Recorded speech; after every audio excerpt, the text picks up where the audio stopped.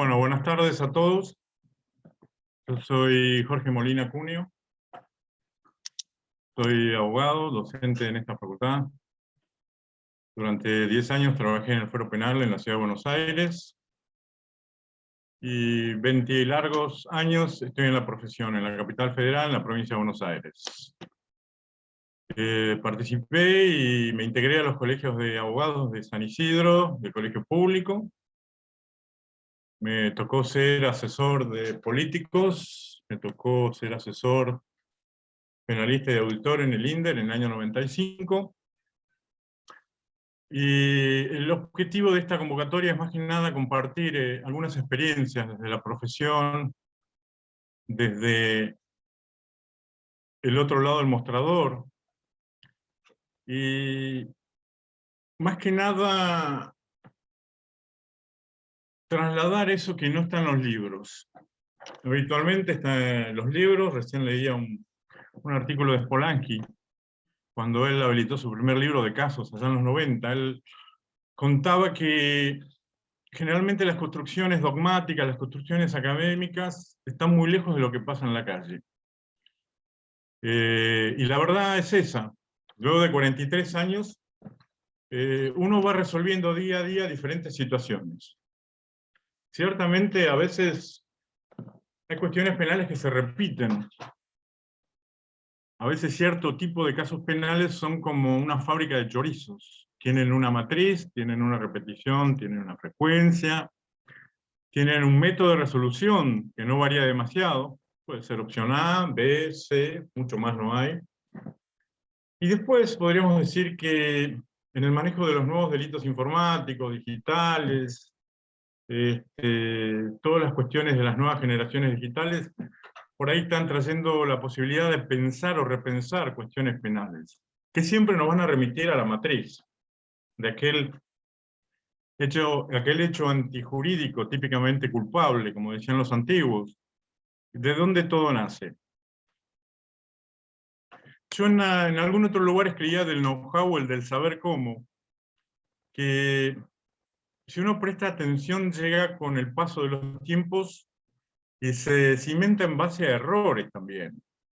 Porque cuando salimos de la facultad no hay una materia, no hay una especialización, no hay un know-how que nos permita estar lo suficientemente templados y fogueados para enfrentar montones de tomas de decisiones que la calle genera sin tener en cuenta la realidad académica. Entonces, yo armé un primer segmento, un primer módulo, luego del cual, como decía amablemente Samantha, vamos a contestar preguntas o vamos a hacer aclaraciones, que básicamente tienen como eje al abogado penalista recién recibido, al Nobel penalista o aquel que está en los primeros años de ejercicio de la profesión. Un primer ítem tiene que ver cómo nos manejamos los penalistas con las partes. Llámese las partes el cliente, llámese las partes su familia, o la contraparte. Si estuviéramos con el imputado, la querella, el damnificado, la víctima, el particular damnificado, ¿qué tipo de relación desarrollamos? Yo creo que después de 43 años de estar lidiando, pero también divirtiéndome con lo apasionado que tiene esta cosa de ser penalista, es que no hay un manual. Lo que a mí me sirve no le sirve al que está al lado y tampoco le sirve al que está enfrente, y el que está enfrente hará lo que a él le parece. Y bueno, esto es lo bueno que tiene la realidad, que se va nutriendo de las diferentes experiencias. Yo sí puedo compartir, y es muy subjetivo, como toda opinión, como toda cuestión individual, es subjetiva, y yo les cuento en qué me sirvió. A mí yo no tengo parientes penalistas, no los tenía, no tuve padrinos, me matriculé y salí a la calle. Una de las primeras cosas que descubrí, después de haber estado, como anticipé, más de 10 años en la justicia penal, donde uno trata de averiguar la verdad de los hechos, y cuando sale a la profesión se da cuenta que los hechos son los que las partes quieren que los juzgados conozcan, y a veces no coincide con la factibilidad de los mismos, descubrí que decía que la familia del imputado, del indicado, del detenido, de como lo quieran llamar, al justiciable que está siendo sometido a un proceso penal, siempre lo considera inocente. Eso es un patrón de comportamiento que se repite. No tengo una explicación, un fundamento sociológico, no tengo una explicación de por qué, pero creo que esto cualquiera de ustedes lo puede verificar a nivel nacional, a nivel provincial, en el norte, en el sur. El que está imputado generalmente, como máximo, es alguien que se vio involucrado en algo que no buscaba. Pero nunca van a encontrar una familia que reconozca o le atribuya a su familiar la responsabilidad penal de un delito. Eso está marcando que vamos a trabajar sobre una hipótesis que va a ser la familiar, sobre una hipótesis que es la que va a trasladar la familia del detenido o el detenido en su momento, que es una hipótesis, es una versión de los hechos. Esto nos llama a la reflexión en cuanto a ser cuidadosos en el trato de la familia, más allá de cualquier posicionamiento social o cultural, y ser respetuoso con el justiciable, porque siempre, y ahora más que nunca, por la pandemia, por la ultrasensibilidad que tenemos todos a los diferentes problemas, estamos todos como muy efervescentes, con lo cual una decisión, un enfoque, un encuadre, una palabra mal usada puede generar un torbellino. Y como decía un viejo libro de Bustamante Alsina, los abogados en general, y los penalistas en particular, estamos para pacificar o para ayudar a la justicia a resolver problemas, pero no para generar más convulsión. Entonces, si yo estoy con la familia, y esto en otro artículo que después les voy a mencionar, también lo menciona un civilista, tenemos que tratar de transmitir seguridad, transmitir confianza, transmitir calma. Somos una especie de médico legal, como decía ahí un integrante del estudio Alati, sin necesidad de no hacer pie en la realidad. Si nosotros ponemos mal a la familia o le metemos ficha, no estamos ayudando al conflicto, en definitiva de eso se trata, sino que estamos siendo parte del conflicto, parte de la pelea, y no parte de la solución. Desde mi perspectiva, necesitamos ser partes de la solución, porque el conflicto ya nació.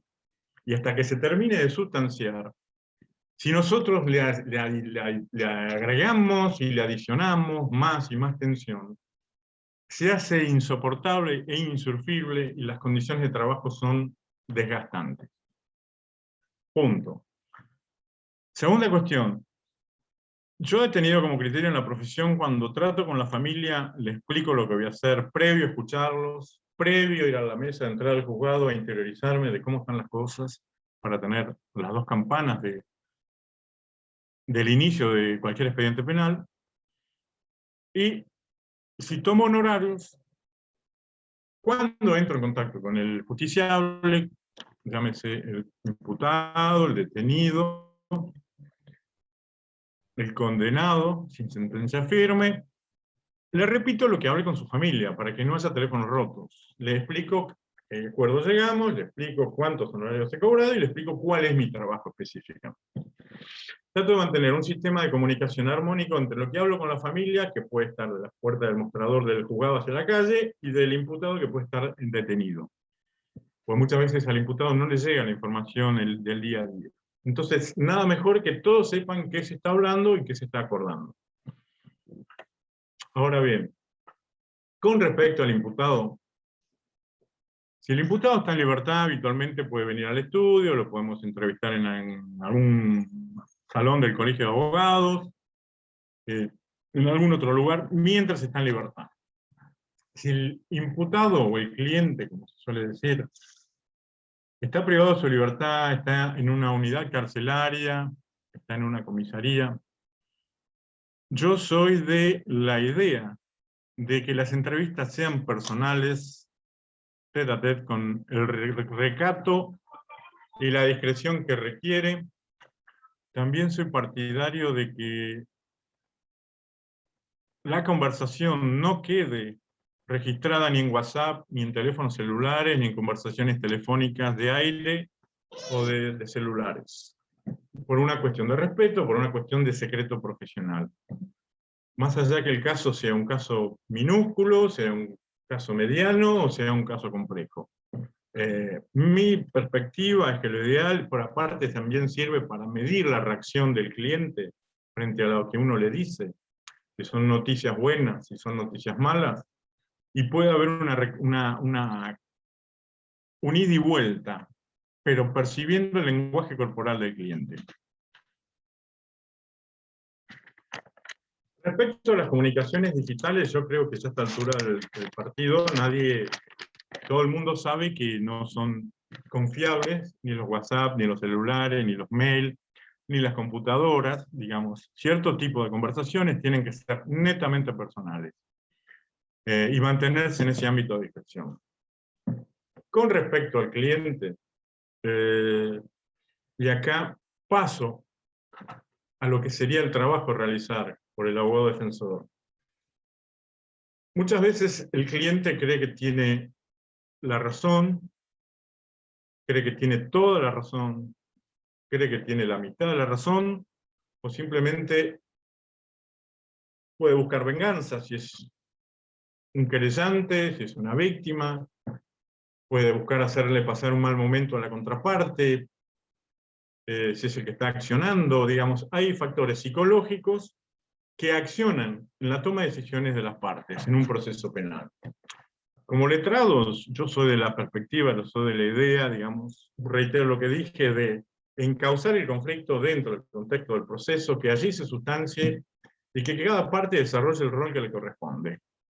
Quien deba defender que defienda, quien deba acusar que acuse, quien deba ordenar investigaciones las ordene, y un tercero imparcial, llegado el momento procesal oportuno, resuelva lo que corresponda conforme a derecho y conforme a la prueba, obrante en el expediente.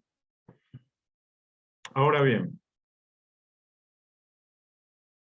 pareciera que a veces, en el afán de captar un cliente, en el afán de cobrar honorarios, en el afán de entrar en un asunto, pudiéramos llegar a olvidarnos dónde estamos parados. Eso suele traer conflictos, suele traer devoluciones, suele traer malos momentos. El abogado penalista, en líneas generales, no es un mago. No es alguien que pueda hacer exactamente cualquier cosa. Y cuando me toca entrevistarme con las personas a las que debo asistir, yo les recuerdo que hay el accionar de un fiscal, el accionar de una querella o particular damnificado, donde hay un cuadro probatorio, donde hay lo que ha obrado el imputado, donde hay lo que pueda llegar a demostrarse, más allá de lo que las partes crean haber visto o lo que las partes crean que ha ocurrido. De manera tal que quede claro cuál es el dictamen, cuál es el diagnóstico del letrado, y pueda explicar lo que razonablemente puede hacer dentro de un expediente. ¿Qué cosas razonablemente se pueden hacer dentro de un expediente conforme a derecho? ¿Y qué cosas no van a tener posibilidad alguna de tener cabida en un expediente y que solo va a quedar a las resultas de la sustanciación de la prueba? Muchas veces he escuchado incluso colegas que no hacen penal hacer evaluaciones de situaciones y de casos penales, y se olvidan que esto lo dirimen las pruebas. Una sentencia condenatoria la dirime una prueba, una sentencia de absolución o un principio de la duda la dirimen las pruebas, un cuadro probatorio. Es cierto que cada parte aportará lo suyo, pero puede haber una resolución muy moderna, muy amplia, con una visión elástica, que tome un concepto modernoso, pero mucho más allá de eso no. Dentro del ámbito del orden penal y de la justicia, más allá de eso no.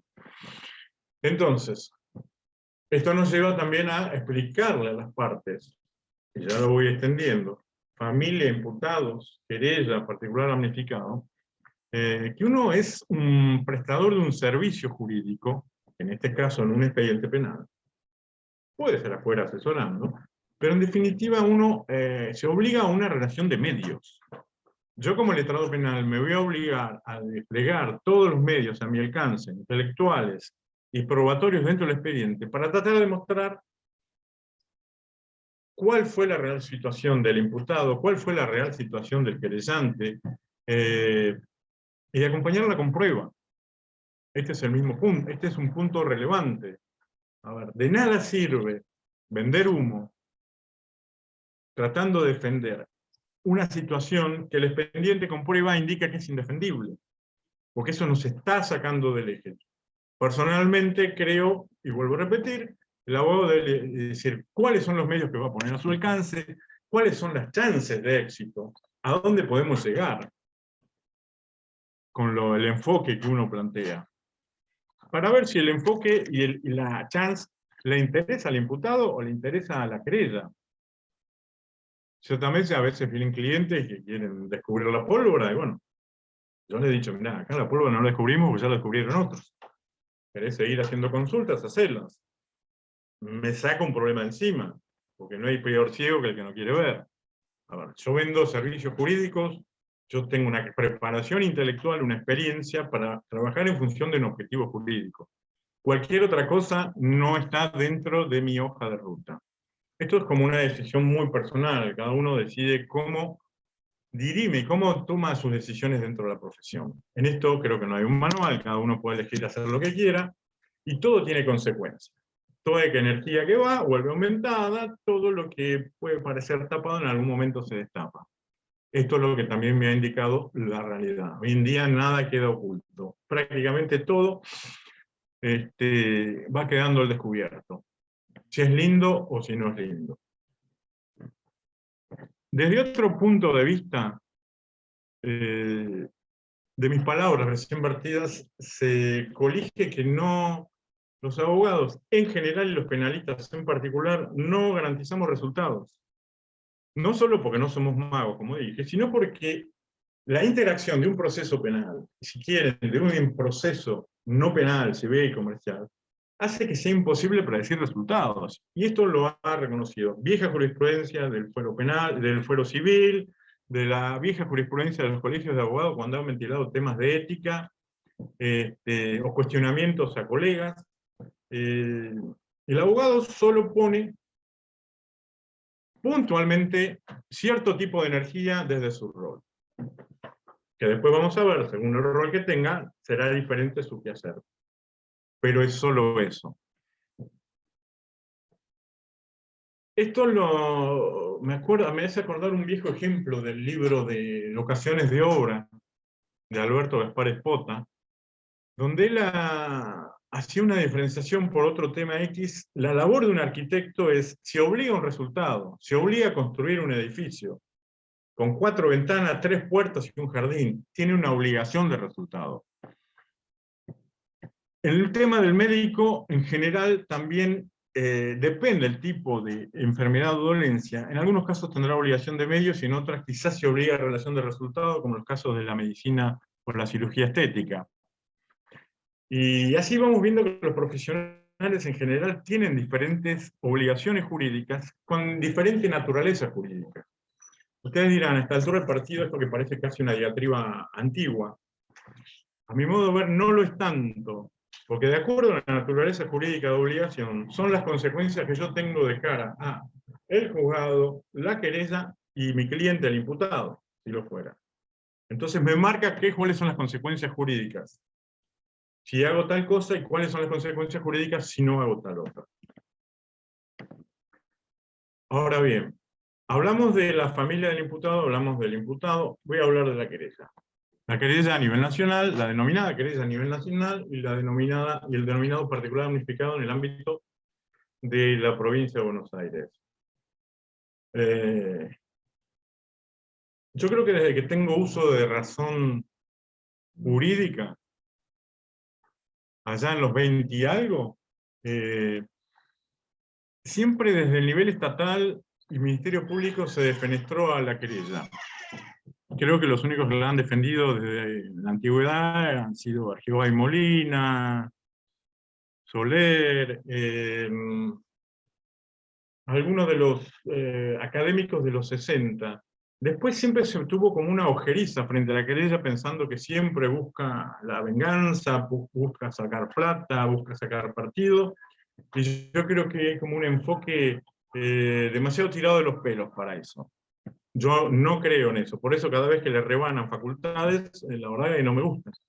Porque hay montones de motivos por los cuales un fiscal o un ministerio público puede no actuar como debería, puede actuar imperfectamente y puede actuar a lo mejor en forma olvidadiza. Y si no hay un contrapeso adecuado dentro del proceso penal que ayude a equilibrar los tantos, el desmedro es en función del valor justicia, pero también del servicio de justicia.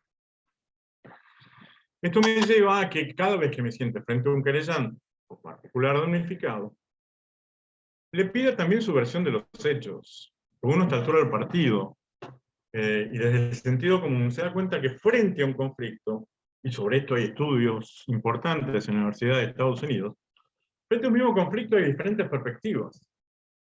No es la misma perspectiva la del imputado, no es la misma perspectiva la del querellante, como tampoco va a ser la misma perspectiva a lo mejor para el Ministerio Público o para el juez. Entonces, empiezo por escuchar la versión del querellante. Acá esto me lleva a tomar nota o mejor dicho, expresar la siguiente nota, que es: yo estoy hablando en términos de casos de que el cliente viene en cuenta en forma sucinta, 20, 30, 45 minutos, ¿qué pasó? ¿No? Esa frase que cuando estaba en tribunales se escuchaba todo el tiempo en las indagatorias. Cuénteme, ¿qué pasó? El leitmotiv es ese, ¿qué pasó? Bueno, si el caso es chico o mediano y la memoria da para escucharlo y retener toda la información, adelante. Si el caso es complejo, llámese, hay muchos testigos, hay muchas operaciones comerciales, muchos actos jurídicos, resoluciones asamblearias, balances, transferencia de dinero, cambio de directorio, prendas para acá, cheques para allá. Lo que hago es pedirle un memo al cliente. Le pido un memo donde me relate los hechos. También lo suelo hacer con la víctima cuando es algún tema complejo o está imputado algún delito complejo. Un memo donde me relate los hechos en forma pormenorizada, con citación de la prueba y fechas. Y con eso, una vez que lo recibo por mail, me tomo mi tiempo para estudiarlo. Lo leo una vez, lo leo una segunda vez, y la tercera vez lo estudio. ¿Para qué me sirve eso? ¿Se lo pide a la querella o se lo pide al imputado? Temas complejos. Primero, me sirve porque me está dando la matrix de lo que va a ser el debate u objeto de proceso en el expediente penal. Ya sea que lo introduzca el imputado, ya sea que lo introduzca la querella, de acuerdo al nivel de secuencias. Pero también me va a dar un relato cierto con el cual yo voy a poder hablar con mi cliente y decirle: mira, vos me mandaste un memo y me dijiste que en tal fecha, con tal cliente pasó tal cosa. Que en casos complejos, eso permite asentar en la memoria la información. No hacer eso implica correr el riesgo de que me cuenten 45 minutos, 2 horas, un caso, yo me vaya al estudio, vuelva a escuchar casos cotidianos y me olvide el 60% de la información. Y acá hay algo que no dicen los libros, que es esta. Si uno se enfoca al 100% cuando entrevista al cliente, cuando entrevista a la querella, apaga los celulares y no atiende a nadie, eso implica que yo lo voy a escuchar al 100% y toda la información va a quedar grabada en mi mente al 100%. Yo después seleccionaré qué información es conducente y qué información no es conducente a los efectos del proceso. Pero yo tengo la película captada y ya grabada en mi mente. Eso me va a ahorrar tiempo. Esto tampoco lo dicen los libros. Si yo entiendo el caso penal perfecto desde el primer minuto, lo voy a recordar en todos sus detalles hasta el final. Si yo en una primera entrevista escucho todo desordenado, la información, no entiendo, hay áreas que no me quedaron claras, hay otras que son complejas y necesito reestudiarlas, no voy a tener idea de dónde estoy parado. Esto diría que es una cuestión de logística, es una cuestión de estrategia, es una cuestión de método de trabajo. Como es un método de trabajo que a mí me ha dado resultado, apagar celulares, no recibir gente y quedarme enfrascado escuchando algo. Que es lo mismo que hacen en general, y o debieran hacer, los audienciistas cuando toman indagatoria. En un caso complejo o en una indagatoria, cuando vos estás escuchando la versión del imputado, ese es el momento para meterte y escuchar y captar la información. Y si hay repreguntas, hacerlas. Esto en definitiva nos marca momentos claves donde el abogado penalista podría usar mejor su tiempo y su energía para capturar esa información y tenerla en el disco rígido de la mente. Sigo adelante. Esto me lleva a hablar de la documentación. Sobre todo, como después veremos, el problema de la documentación y la no restitución de la documentación al cliente y los tole-tole que suele generar. Mi método de trabajo es, yo a mi cliente le pido fotocopia simple de la documentación, le pido que retenga los originales, esa documentación la estudio, la chequeo para ver si tiene correlato en la versión de los hechos que me ha dado, si es prueba de cargo, o es prueba de descargo, o es una prueba superflua, o no, o es neutral. Pero me manejo en la carpeta del estudio donde siempre tengo fotocopias de la causa y de toda la documentación, con copias simples. ¿Por qué? Porque con el tiempo he preferido manejarme de esta manera y no con originales, porque a veces los originales traen complicaciones, problemas de yo te dejé el original, te dejé la prenda, si no le das recibo no queda registrado qué documentación se recibió, no se recibió, cuando son cajas de documentación es más complejo. Entonces, mi método es, trabajo con fotocopia simple para hacer el diagnóstico inicial del cuadro de situación, y en el caso de aportar prueba, cuando la querella ratifica, cuando el particular notificado ratifica, ahí le pido que aporte la documentación original con un juego de copias certificadas, fotocopia simple, para que ya sea el órgano judicial interviniente las certifique mediante actuario. Y mi cliente se va con copias de lo que aportó, yo tengo otro juego en la carpeta y los originales quedan en el expediente. Y evitamos el problema de pérdida de documentación o reclamos. Cuestión posterior, los honorarios. El fuero penal tiene una característica, y es que la mayoría de las veces no se pide regulación de honorarios en el expediente. Para los que no están informados, eso es así, porque históricamente los juzgados han considerado que los penalistas cobran sus honorarios en el estudio, que los cobran antes de salir, y que en muchos casos son en dólares. Motivo por el cual cuando algún letrado se presenta a pedir regulación de honorarios, no es bien visto, no es bien recibido, la regulación pasa a algún pinche o escribiente, no hay experiencia en regulación de honorarios en materia penal, como sí la hay en el fuero civil, laboral, contencioso, etcétera, etcétera, porque es algo habitual. En penal no es habitual. Entonces, pedir regulación de honorarios en sede penal se puede convertir en un chino. Un chino porque no es bienvenido el pedido en general, tampoco los que manejan el tema suelen estar muy avesados. Tercero, porque no hay un parámetro como en fueros donde se discuten bienes patrimoniales para tener como referencia.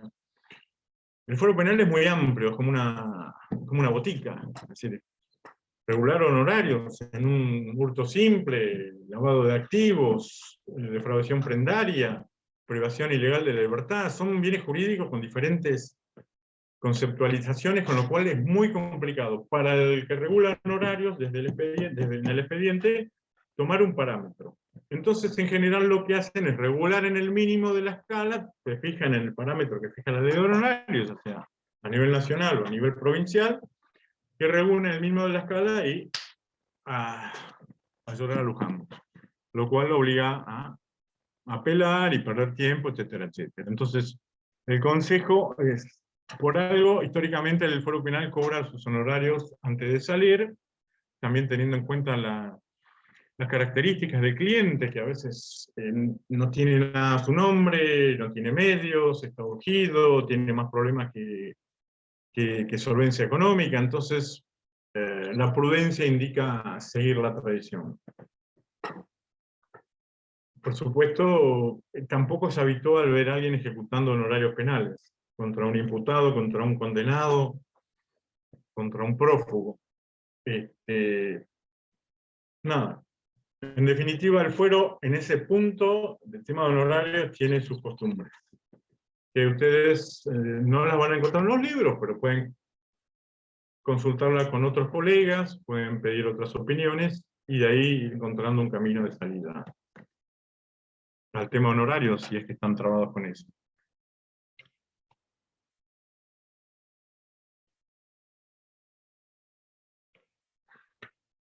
Hay otro ítem que yo remarqué, que es el abogado penalista y el colegio de abogados. Mi experiencia, y creo que la de muchos, seguramente también de muchos de los que están acá, digitalmente, es, los colegios de abogados tienen institutos de derecho penal, institutos de ciencias penales, con diferentes nombres, son espacios colegiales donde los colegas que ejercen esta especialidad tienden a encontrarse. Yo creo que nada mejor para un novel penalista, para un joven penalista, es acercarse a los colegios de abogados de la jurisdicción donde se maneje, a nivel nacional, colegio público, colegio de San Isidro, San Nicolás, Mercedes, donde fuere, porque ahí primero va a encontrar colegas que están viviendo las mismas realidades que él, las mismas problemáticas, y van todos a los mismos mostradores, con lo cual pueden compartir experiencias de cuáles son los criterios de decisión o de toma de resoluciones del juzgado A, del juzgado B y del juzgado C. Porque a veces uno cree que las cosas le pasan necesariamente a uno, y a veces no es por uno, sino es por el destinatario o quien tenemos enfrente. Entonces, por un lado, no solo por una cuestión de una cofradía superficial, sino por una cuestión de aprender a conocer el foro donde yo me litigo y me manejo a través de los ojos y oídos de mis colegas. Eso en primer término.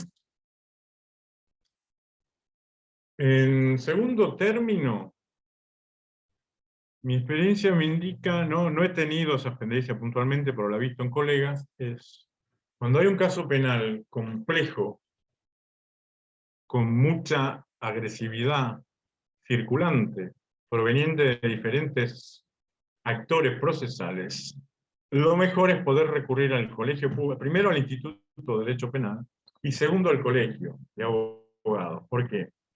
El colegio de abogados tiene en general la obligación de acompañar a pedido de un colegiado su gestión dentro de un expediente.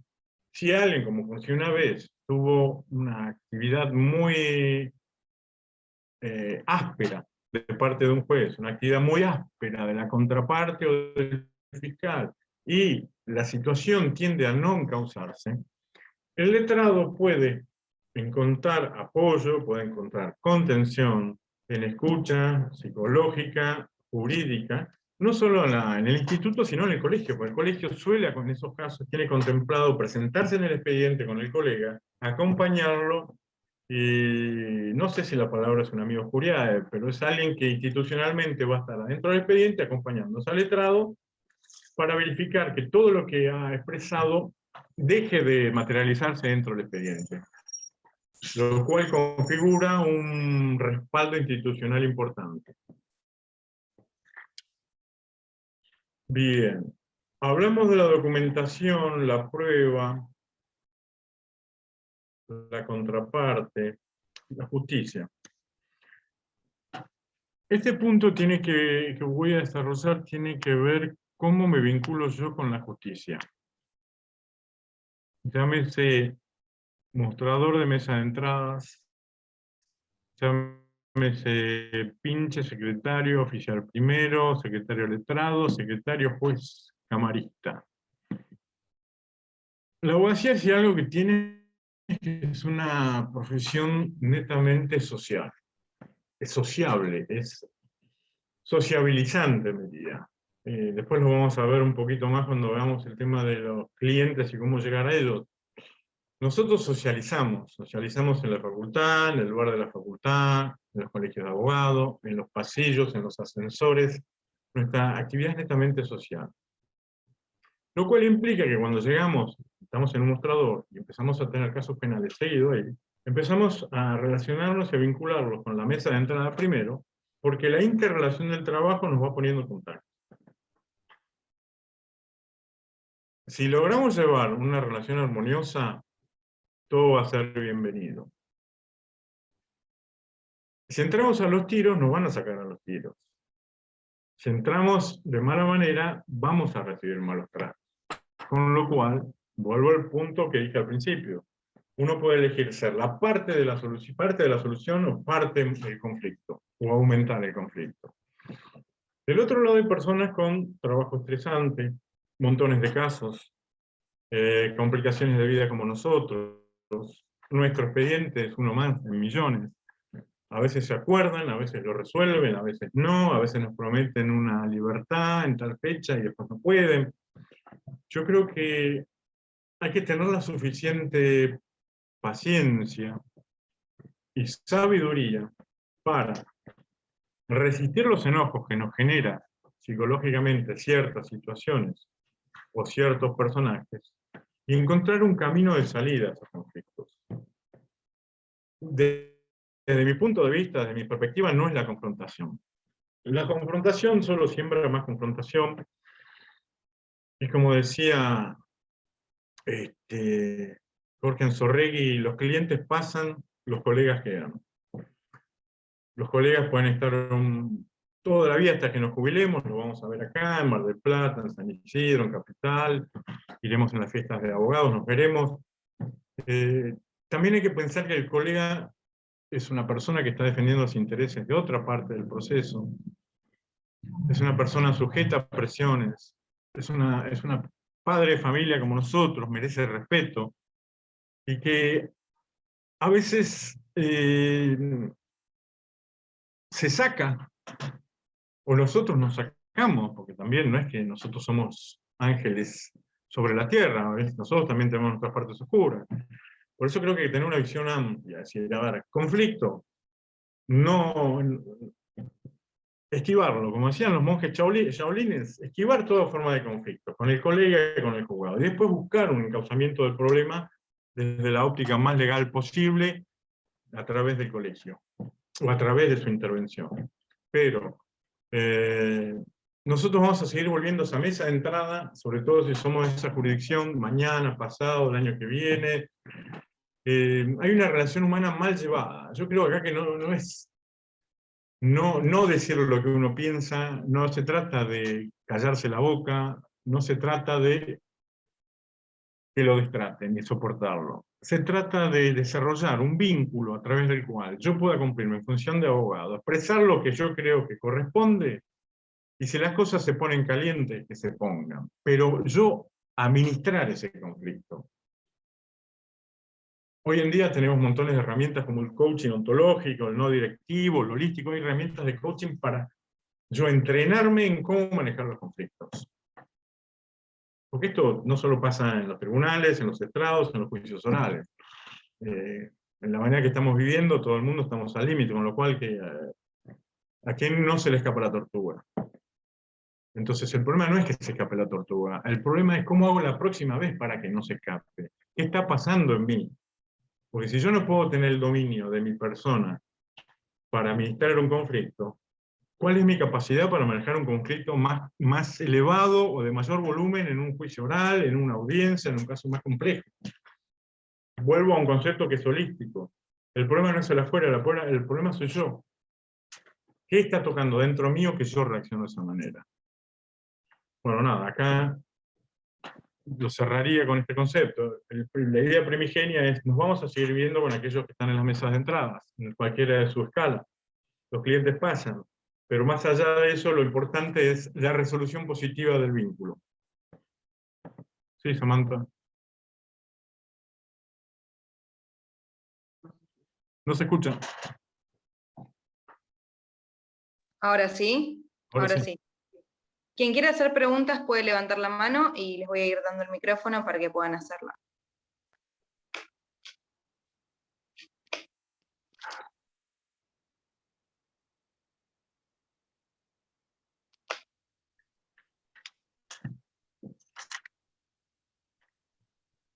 Por el momento no hay manos levantadas, no hay preguntas.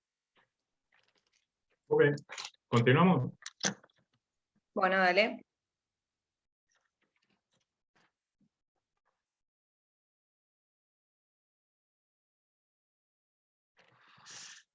Bien, del módulo anterior me quedó un punto que es este.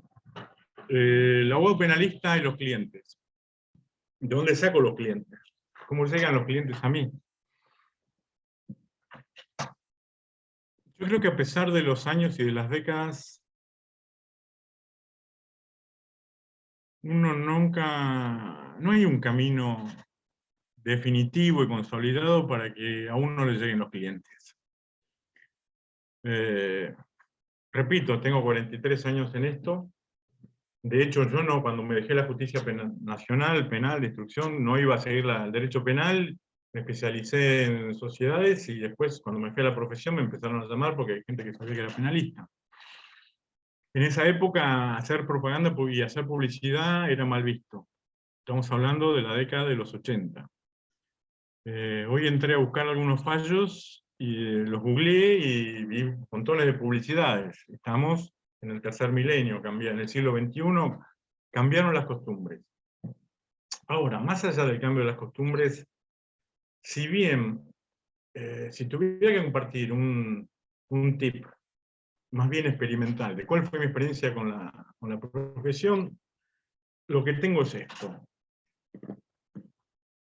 Yo creo que uno tiene que hacer, si yo quiero que me lleguen clientes, porque hay cosas que son de marketing, pero hay otras cosas que no son de marketing, son más de relaciones humanas. Uno tiene un primer círculo de relaciones, un segundo y un tercero. El primer círculo de relaciones tiene que ver, yo me recibí de abogado o empiezo a ejercer la profesión como abogado penalista. Mi primer círculo son padres, tíos, hermanos, sobrinos. Todo el grupo familiar. Uno debe chequear si mi primer círculo de relaciones están notificados en forma fehaciente de que soy penalista, estoy matriculado y estoy ejerciendo en tal o cual lugar. Esa es la primera cuestión.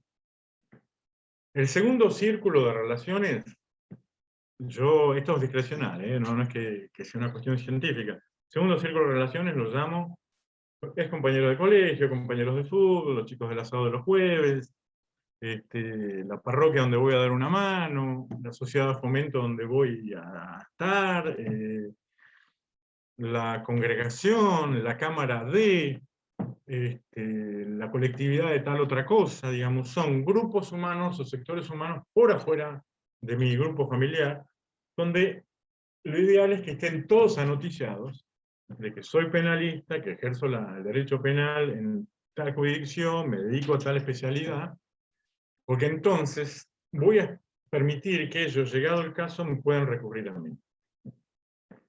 Hay un tercer círculo que yo he visto en los últimos años que la llegada no es que sea imposible, requiere un protocolo un poco más puntilloso, que es grandes empresas, pymes, grandes comerciantes, empresarios importantes, diría gobernaciones, municipios.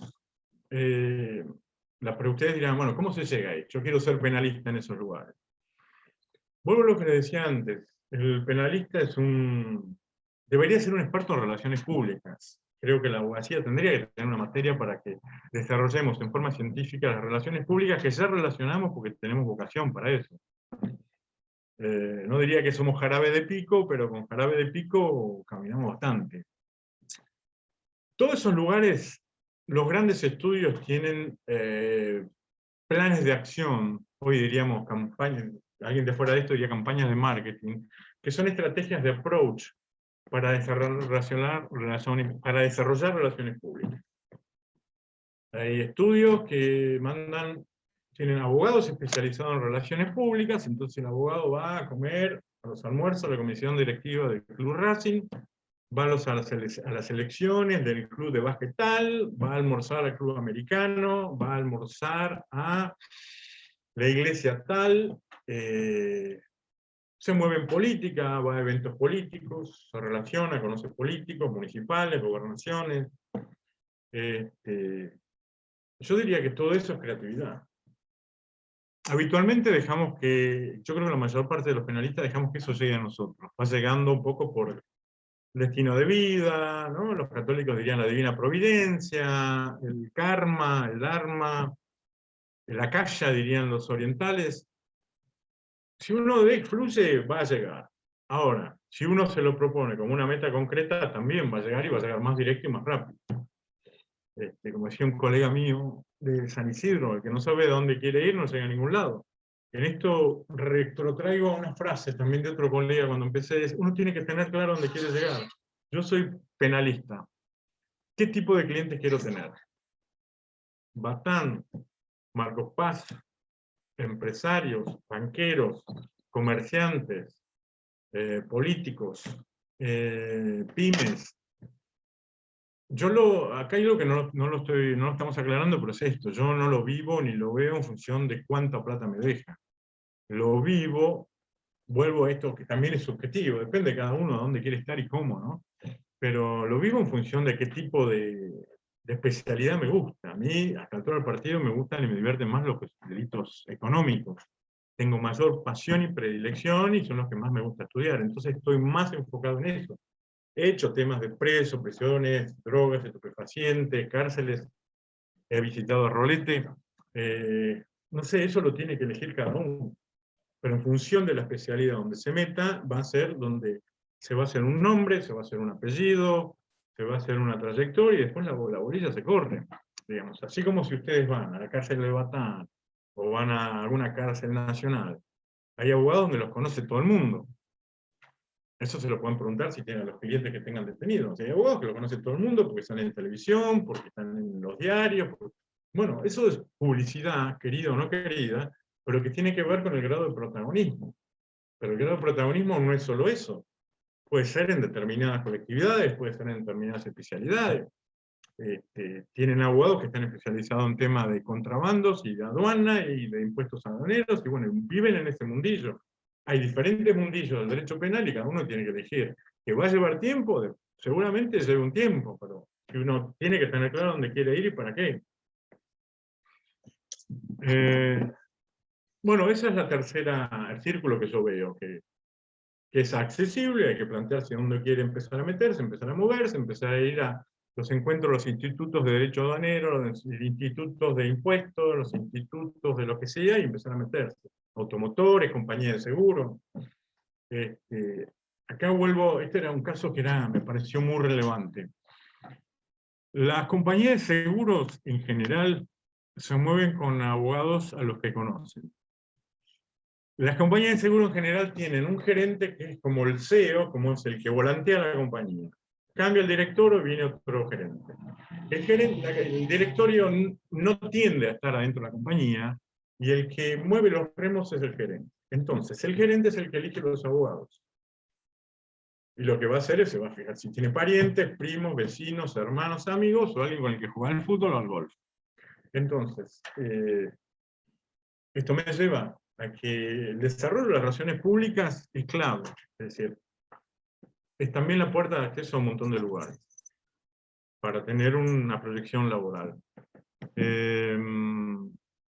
Hablamos de los clientes. Y bueno, voy a pasar a la segunda sección, lo que sería un segundo módulo. Hay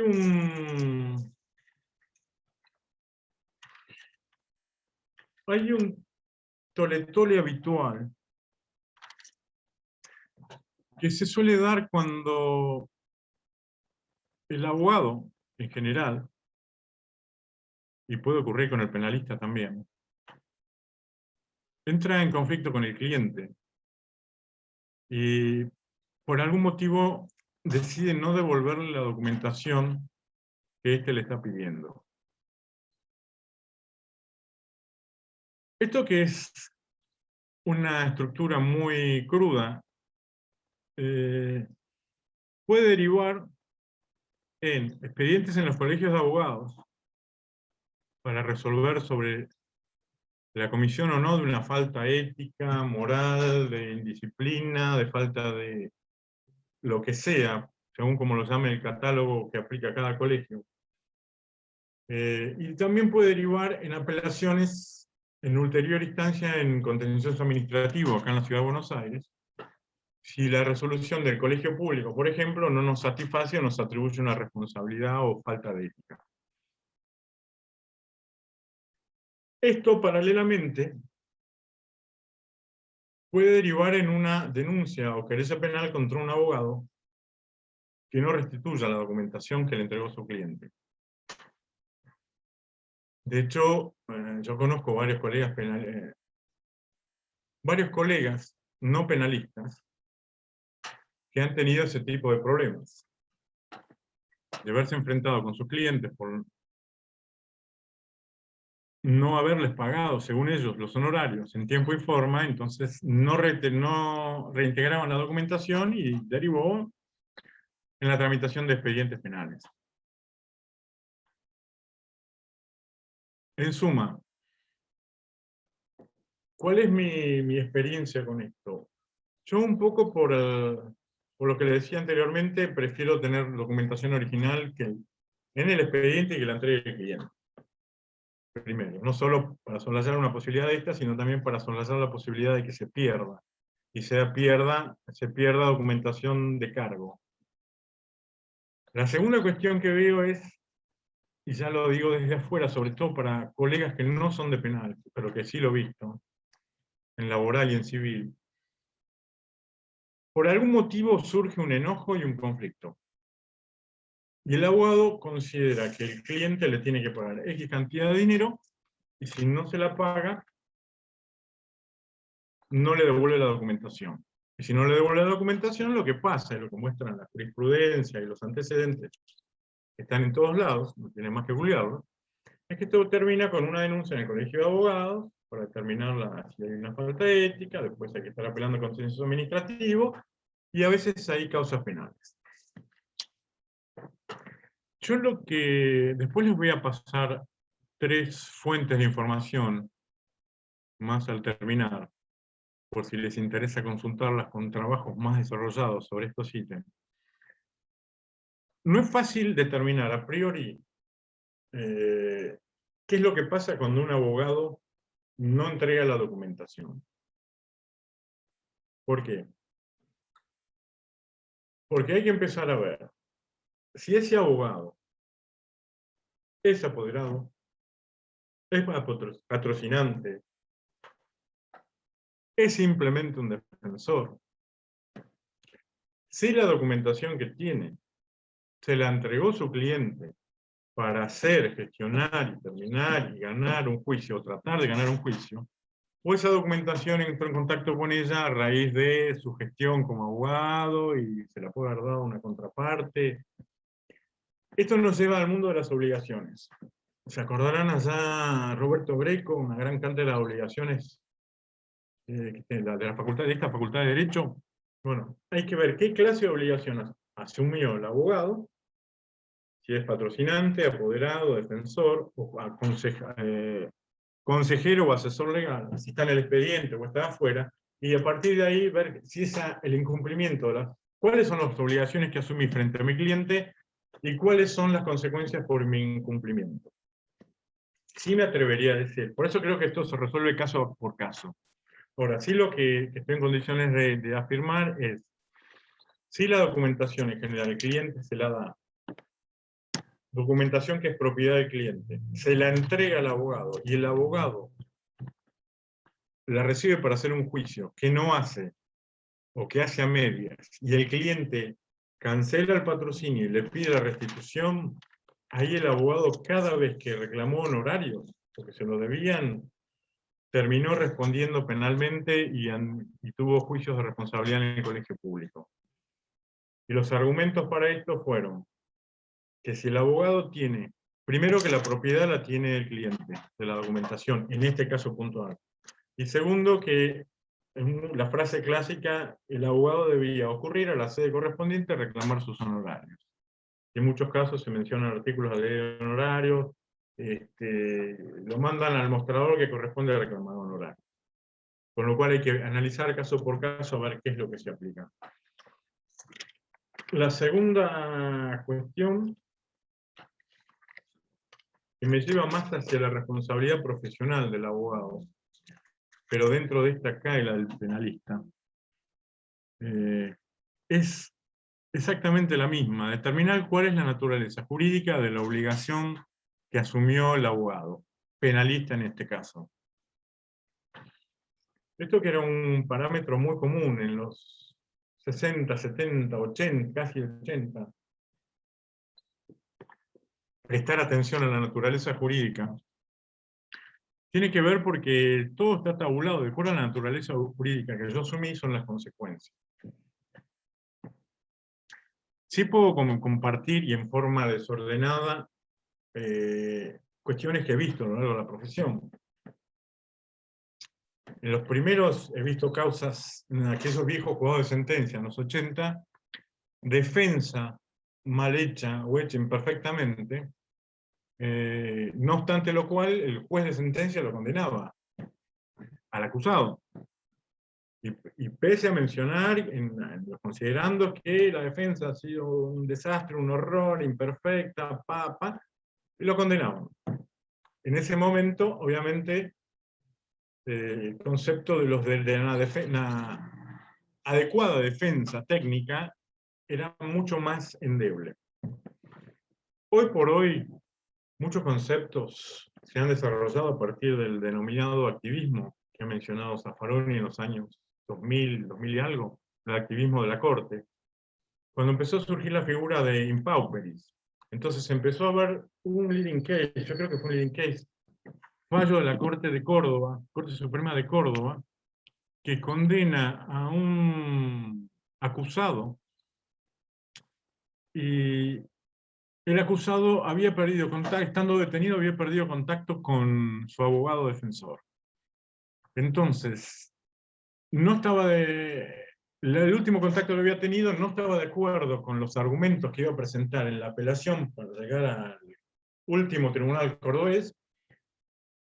El abogado renunció, o no se encontró con el cliente, y ahí el imputable presentó él desde la cárcel su apelación. El Tribunal de Córdoba le dijo que no, llegó a la Corte Suprema, y la Corte Suprema consideró que en esos casos excepcionales, donde la defensa técnica realizada por un abogado defensor de oficio o de parte era imperfecta, era insanable, de una nulidad insanable y afectaba derechos esenciales del imputado, esa situación no podía perjudicar al justiciable.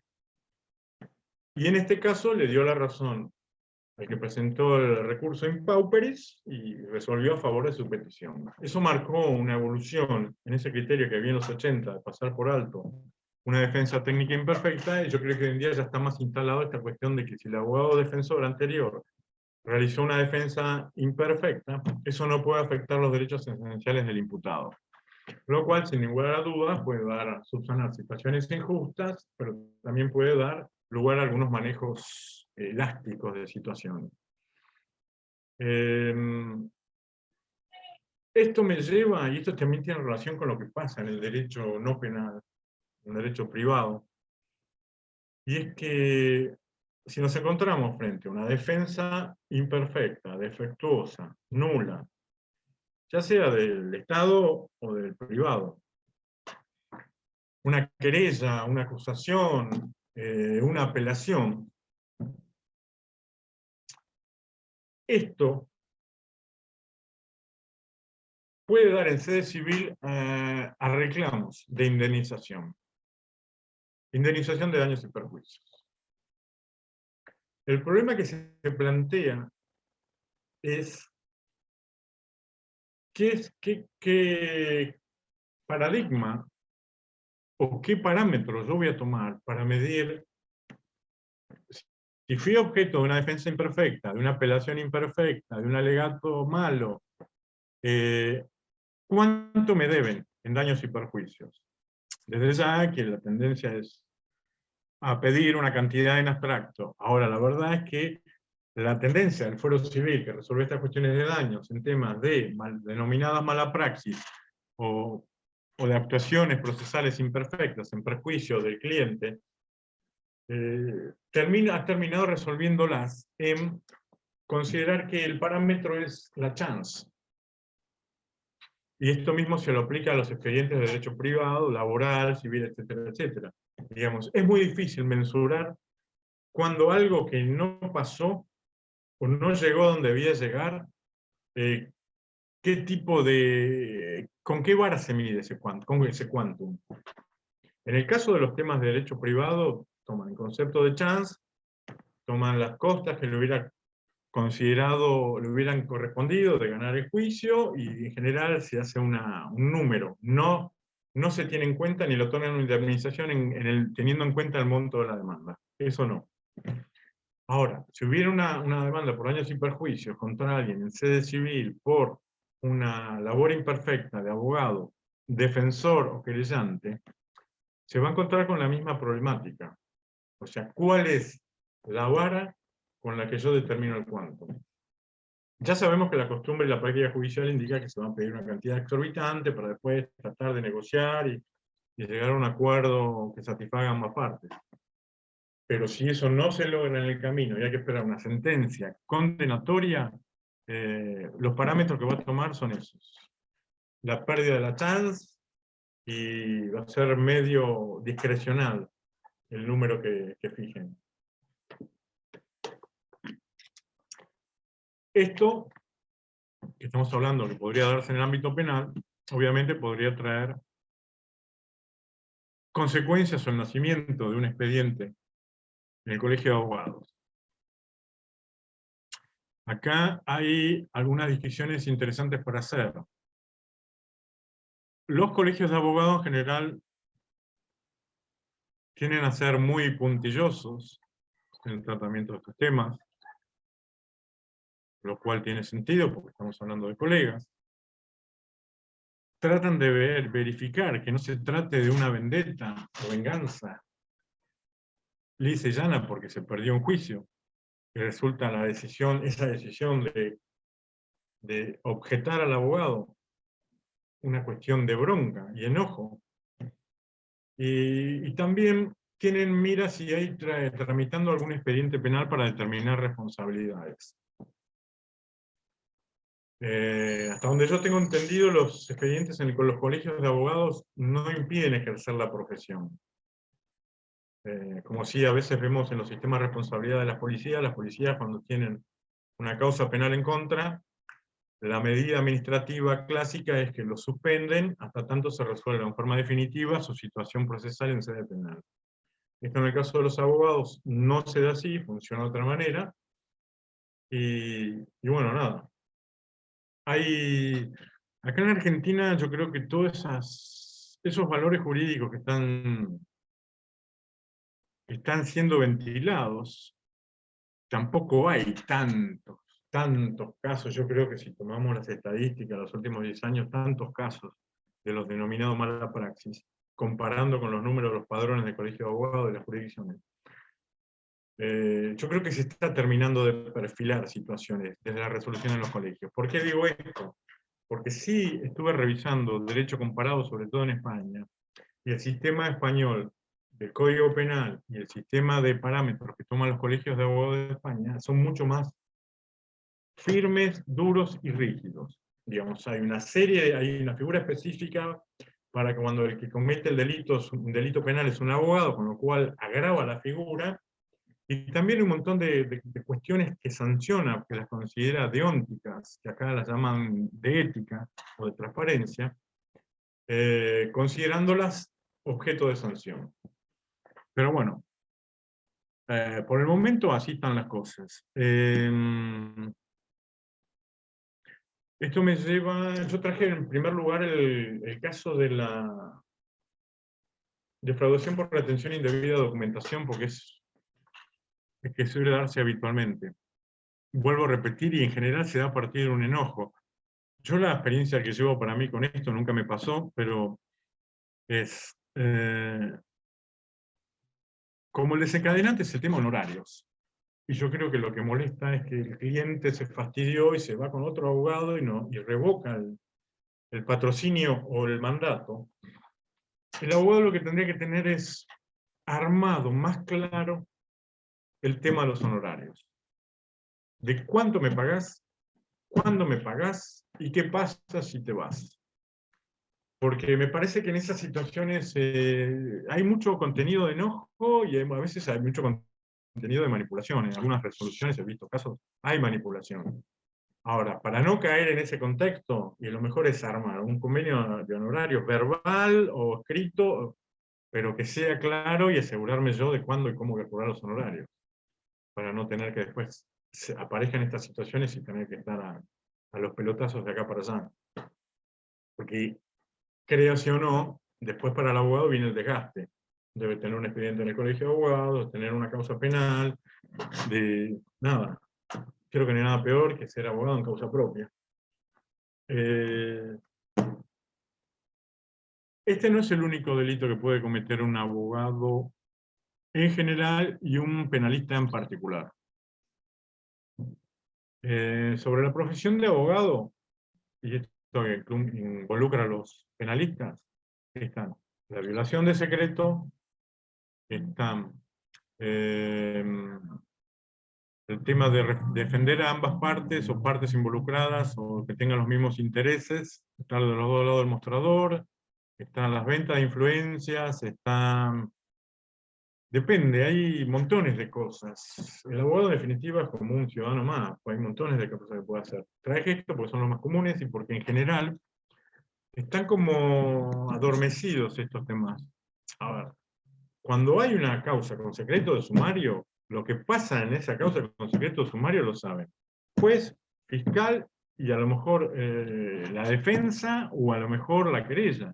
Ahora, esa información debería quedar ahí, no están en los noticieros, no están en los programas de televisión. Dejemos de lado el canal que tenga que ver con los periodistas, que ellos tienen el acceso a la información y tienen derecho de reserva, etcétera, etcétera. Ahora, el resto nos está indicando que la información salió de su ámbito natural y alguien cometió violación de secreto. Eso habitualmente no se investiga, pero habitualmente es violación de secreto. Ni que hablar de empezar a hablar de cosas que pasan en un expediente en un programa de televisión. Podría haber una cuestión de violación de secretos. La otra cuestión es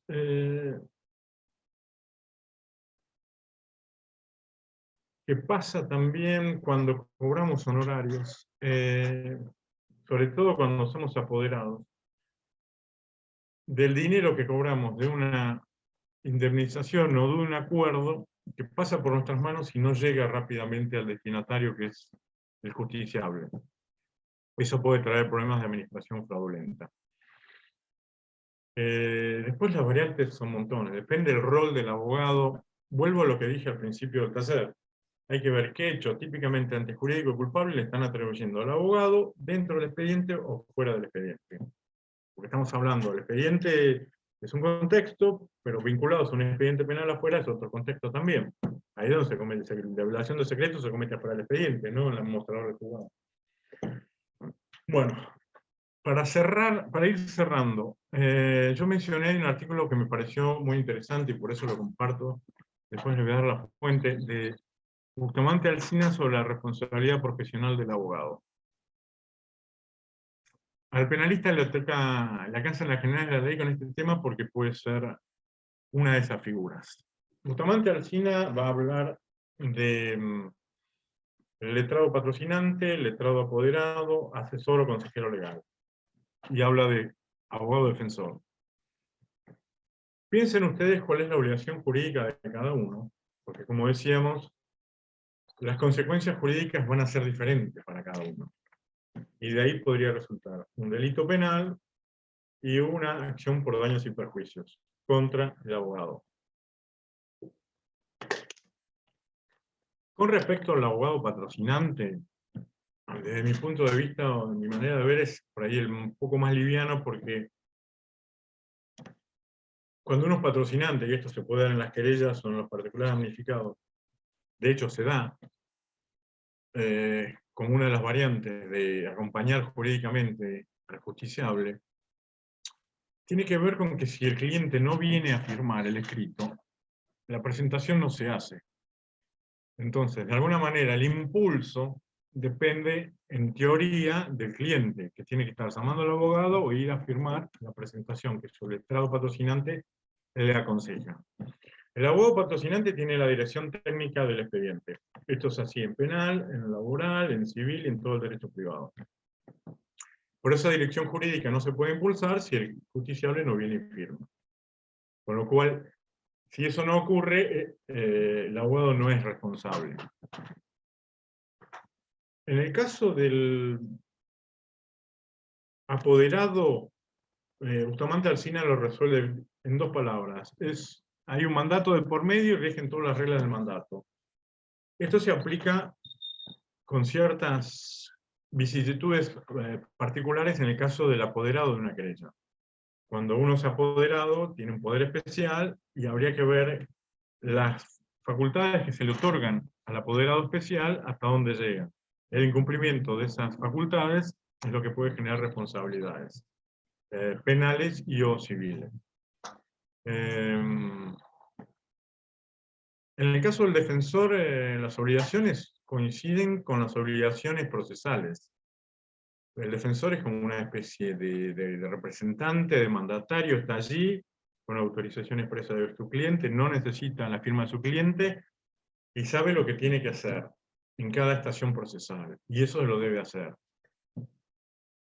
No hacerlo, habría que analizarlo, o una omisión, habría que analizarlo caso por caso, a ver cuáles fueron las causales, o puede haber omisiones que no sean una consecuencia de una conducta dolosa o negligente, porque en ese caso podríamos estar encuadrados en un caso fortuito, fuerza mayor, y no hay responsabilidad ni civil ni penal.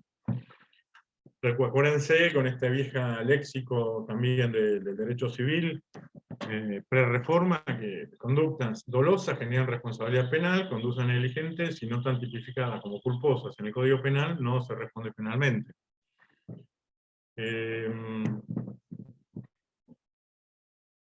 Yo creo que con esto ya estamos ahí. La síntesis sería, hay que determinar el ámbito de actuación del abogado, hay que determinar la naturaleza jurídica de la obligación, la indemnización se determina en base al quantum y el quantum se determina en base a la pérdida de chance, porque no hay una manera real de determinar cuál es el perjuicio económico. Por supuesto que si estamos hablando que alguien del sede penal permanece privado de la libertad, más allá del tiempo que correspondería, porque el abogado no hizo algo que debía haber hecho y hubiera logrado su libertad, eso, si bien en palabras de la calle es grave, tampoco hay un tabulador para medir cuánto es eso en dinero. Como tampoco hay un tabulador para medir cuánto es un homicidio, una muerte, quitarle la vida a una persona, cuánto vale. Esto me lleva a lo que les decía anteriormente cuando hablamos de los honorarios en sede penal. El Fuero Civil tiene la costumbre y la tradición de vivir tarifando el valor de muerte, el valor de las lesiones. En sede penal no hay esa gimnasia y tampoco es tan fácil determinar cuando un bien jurídico es quitado, cuánto vale eso. Por eso las partes empiezan a lidiar con montos parece que son desorbitados para llegar a un acuerdo y negociar como acercando posiciones, pero tampoco hay leyes que establezcan eso. Hablamos antes del deber de lealtad, que se relaciona con la violación de secretos, y el otro ejemplo, que es el ejemplo no representar a ambas partes ni en el mismo momento, ni en secuencias diferentes. Hablamos de la chance de probabilidad. ¿Y cómo se determina la chance de probabilidad? Si hubiera un juicio contra un penalista porque perdió una querella o cometió un acto defectuoso de su profesión en el expediente penal. En sede civil se van a tomar en cuenta las constancias de la causa, la existencia de jurisprudencia sobre el tema, la doctrina que hubiera uniforme y pacífica sobre ese tema, las pretensiones que haya con respecto a ese tema y la mayor o no, menor originalidad del tema. Si hacen un poquito de memoria se van a dar cuenta que este es el fundamento de uno de los artículos para regular honorarios, con lo cual tampoco la doctrina de derecho civil en este tema se desgañitó demasiado, se limitó a copiar y pegar y pusieron esa cuestión. Sí, Samantha, estoy para las preguntas. Ah, perfecto. Igual había aparecido en cámara por si alguien quería preguntar. Bueno, ya saben, pueden levantar la mano y les habilito el micrófono para hacer cualquier pregunta.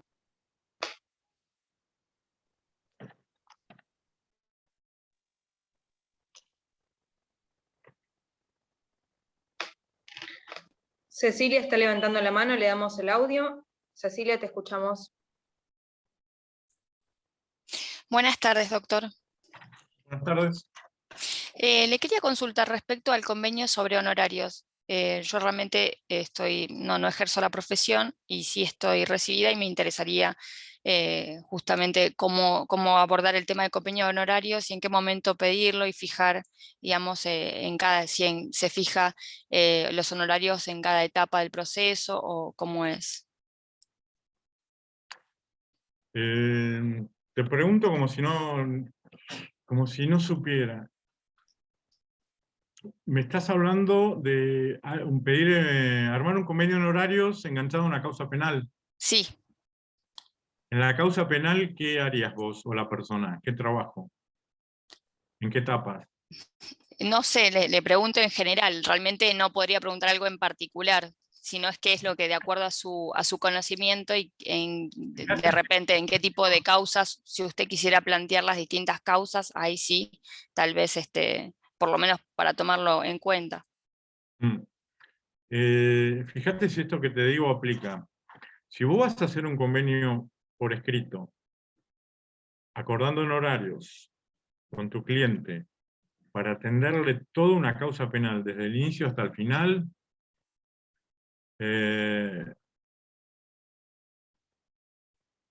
tendrías que ver la naturaleza del hecho que le imputan, y tendrías que tener en cuenta que pueden pasar cosas que obliguen a que vos trabajes y no esté contemplado en los honorarios. Hay muchos factores. Por eso te diría, el tema de horarios en general, no es que no te quiera contestar. A ver, yo no lo haría. Si te contesto, no lo haría. ¿Por qué? Porque si yo pongo, el poner las cosas por escrito, en general, salvo los honorarios, tiene una cuestión de que te captura la realidad y la encripta. Y en el expediente penal puede pasar cualquier cosa siempre. Porque no Sí, es que sí, hago entiendo. la indagatoria, la defensa, apelo la condena. Después puedes tener casación, puedes tener la corte, puedes tener nulidades, puedes tener que se pierda el expediente, puedes tener nulidades de notificaciones, puedes tener estafa procesal en el medio, pueden pasar 2 millones de cosas. Por eso te diría, lo que hacen algunos colegas es, bueno, yo tomo la causa de acá hasta la audiencia, hasta que se fije audiencia del oral y es tanto. Y cubro todo lo que haya que hacer.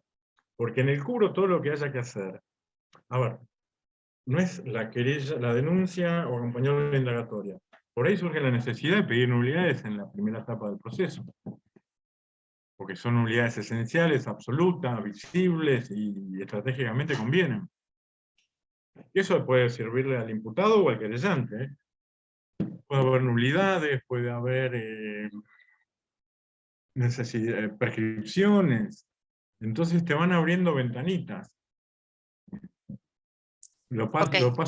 Si yo tengo que hacer un convenio para cubrir todo el trabajo que tengo que hacer, porque después si aparece un trabajo y no lo haces, vos ya quedaste pegada al monto. Y supongo que pensá que si lo haces en pesos, te come la devaluación, la inflación, digo. Hay otro factor. La construcción de un convenio honorario, yo iría por tramos. Por tramos, por etapas, digamos, y en ese caso, en el caso de, no sé, un delito de robo o bien de homicidio, ¿en qué etapas se debería fijar? Mira, te lo hablo en lenguaje de los colegas. ¿Por quién irías? ¿Por el imputado o por el querellante? Por el imputado. Por el imputado. Y bueno, ahí le puedes cobrar de honorarios, una X suma de honorarios, por acompañarlo a la indagatoria. Y después ves. ¿Sabes por qué ves? Porque si la prueba de cargo no es suficiente, ahí empieza a barranca abajo y empieza a caer si cerrase la causa. Ahora, si la causa después se pone más compleja, es otro tipo de trabajo, más voluminoso, que quizás no se va a dar en la etapa esta de preliminar, sino lo vas a sentir cuando tengas que ir al oral. ¿Y cómo fijar el monto? Bueno, ese es el problema que hay en penal, que no hay una tabulación, es todo a ojo. Es todo a ojo y depende también en función de las posibilidades de las personas. A ver, vos venís, si hablas una causa así, hay personas que pueden pagar 10 y otras personas que pueden pagar 500. Eso lo tenés que detectar vos entrevistándote con la persona. Por eso, estas son las cosas que no te dicen los manuales ni los libros de honorarios. Vos entrevistándote con la persona, charlas, ves cuál es el problema con él, la familia, también vas viendo si trabajan o no trabajan, tienen posibilidades económicas, le podés hacer un plan de pagos. Porque de nada te firme hacer un acuerdo por escrito y que después no te lo paguen. Claro, sí, sí, entiendo por eso la complejidad y por eso consultaba hacia la consulta. No, si no, la otra que la común, la que hacen los colegas, es, bueno, mira, tal día es la indagatoria, yo te acompaño, te asesoro sobre la indagatoria. Lo que puedes en la indagatoria, los honorarios son tanto, me los pagás antes de entrar. Estamos en el pasillo y antes de entrar y lo acompañás a la indagatoria. Porque después la indagatoria también de alguna manera te muestra cómo sigue después. Si se, en línea, como regla, ahí te marca si va si se deshace todo o se profundiza. La investigación y la responsabilidad. Es como un punto de equilibrio. La excepción son casos complejos donde hay muchos imputados, hay muchos hechos, y entonces sube, baja, pelan todos, que puede ser esos casos que duran 7, 8, 10 años. Bueno, muchas gracias. Un gusto. Muy bien, le damos la palabra a Clara. Buenas tardes, doctor. Una consulta. Usted recién dijo que no era conveniente fijar honorarios en valor pesos por el tema de la inflación. Entonces los deberíamos de fijar valor UMA. Ponemos y eso equivalente en pesos. Por ahí me expresé mal. Mi frase fue, si vos fijas honorarios en pesos, te los come la inflación. Yo creo que la pregunta tuya es, ¿cómo fijar honorarios y que en la Argentina, Buenos Aires, provincias, no me lo como la inflación? Si vos querés manejarte, te puedes manejar con como decís, con las regulaciones con las figuras que establecen los colegios de abogados que son actualizadas permanentemente. Hablo de San Isidro, que es lo que tengo más en tacto, y creo que en Capital ahora también, el colegio público. Esa es una opción. Y la otra, sino que lo hagas en peso y pongas vos, como si fuera un contrato de alquiler, cuáles son las cláusulas de ajuste. Ah, perfecto. Porque ahí tenés total libertad. Si la parte está de acuerdo, lo firmo. Ok, muchas gracias. Es un alquiler o un contrato cualquiera y pones una cláusula de ajuste. O sea, el canon es 500 pesos mensuales y cada 30 días lo ajustamos por no me sale ahora el nombre, el índice de la construcción, el índice de consumidor, el índice de lo que sea. O lo haces por... no quiero aparecer promocionando honorarios de moneda que no sea la corriente para no ser antipático, pero ahí depende de la creatividad tuya. Claro. Es un contrato más. También ten en cuenta, vuelvo a un poco a lo que le decía a Cecilia. Esto es Argentina y también es el mundo. Vos podés hacer el contrato más perfecto del mundo y si no lo quieren pagar, no te lo van a pagar. Sí. Ten en cuenta ese margen, para que no te hagas tantas expectativas. Por eso siempre sugiero, sentate a tomar un café con el cliente, ve de qué trabaja, ve si tiene solvencia, ve si va a poder pagar cuotas, pagar mucho, pagar nada. Porque a veces conviene decir, bueno, bajo las expectativas, le hago un plan de pagos más chiquitos y le digo, bueno, flaco, mirá, si a la tercera cuota no me pagás, hasta acá está todo bien, seguí tu ruta, yo salgo del expediente. ¿Viste? Quedás tan amigo como antes. Claro. para que no llegara a un punto de caras largas, que vos vas a tener tus motivos y el tipo también, porque a veces la gente, sí, doctor, yo le firmo, ¿dónde le firmo? Y después la gente nos pisa sobre la tierra. ¿Me entendés? Vamos a un programa humano de no saber cómo comunicar, decir, bueno, decime si podés pagar esto. Si no podés, decime vos qué podés pagar. ¿Entendés? Vos vas tomando la iniciativa y manejando la negociación de los honorarios, de tus honorarios. Ok, muchas gracias, doctor. Un gusto. Muy bien, muchas gracias. Acá la última pregunta, acá hay otra más, por chat están preguntando. Ezequiel pide el nombre del libro de Bustamante Alsina. Ok. Si lo puedes repetir. El libro es Teoría General de la Responsabilidad Civil. En la página, se escucha en la página 439 y siguientes, en el título Responsabilidad Profesional del Abogado, van a encontrar en forma concreta y concisa la explicación de la responsabilidad de cualquier abogado en cualquier expediente. Te marca los parámetros, la jurisprudencia, y eso se aplica perfectamente a penal. Muy bien.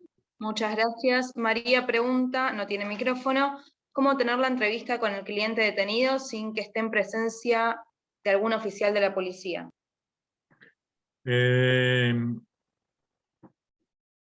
Mira, ser penalista no es ser penalista. Penalista te vas haciendo. Tu cuero se va haciendo cada vez más fuerte y más resistente. Para lo cual, programate para tener iniciativa, tener personalidad, y decirle, buenas tardes oficial, soy la doctora fulano de tal, necesito tener, como manda el Código Procesal, una interview personal con mi cliente sin nadie en los alrededores. Si no la puede sostener, no importa, voy al juzgado y cuando el detenido vaya al juzgado la pediré ahí. Pero no aceptes tener entrevistas ahí. Vos pensás que si no te lo voy a decir en criollo, si no te dan bola, puede ser causal de nulidad. Si no te dan bola, vas al juzgado, cambia de cancha. ¿Entendés? Si el escenario es adverso, cambia de cancha. Andá a la fiscalía, plantealo, o al juzgado, plantealo, y que te lo den ahí. Si tenés la familia en el medio que está gestionando, bueno, eso también ponerlo en la balanza. Yo le plantearía a la familia, mirá, me planteé firme, se lo pedí varias veces, no me lo dieron. Después veré qué hago con la responsabilidad del oficial, pero ahora los prioritarios la voy a pedir a la audiencia. Y si no, otra que puede ser una salida, me sale la palabra diplomática. Escrito, señor juez, señor fiscal, ayer, ahora me presenté en la comisaría tanto, pedí entrevistar a mi cliente, y vos provocás una contestación en el oficial, que te diga por qué no te da la entrevista privada. Y después lo pones en el escrito. Me dijo que no puede porque ellos tienen un espacio muy chico, porque no podían salir de ahí, o porque se le cantaron las ganas, o no me contestó nada. Por lo tanto, solicito tener esa entrevista en la fiscalía, solicito que lo citen a mi cliente ya a la fiscalía. Entonces, salís de esa cancha, vas a cancha neutral, en teoría, y planteás todo por escrito, para que quede claro qué es lo que pasó y lo que propones.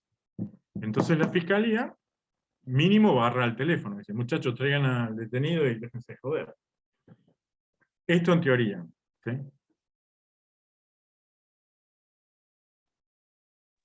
Muy bien.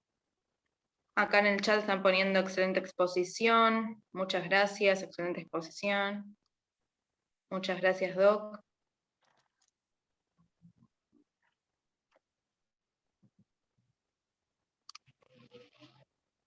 Acá hay otra pregunta de Estefanía que dice, ¿qué pasa cuando necesitamos que una persona detenida en prisión preventiva debe firmarnos un escrito fuera del horario de visita del penal? ¿Es posible?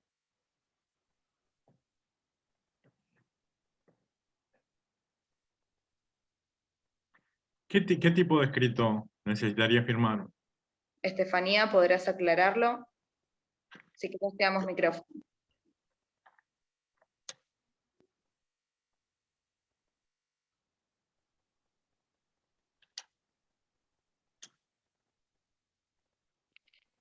Presentación de demanda en familia, con Estefanía. Presentación de demanda. Y no podés entrar como gestor procesal, artículo no sé cuál, 50 y algo del Código Civil y Comercial, de capital y provincia, y en el interín buscar el horario que te atiendan en el penal. Pregunto, pregunto.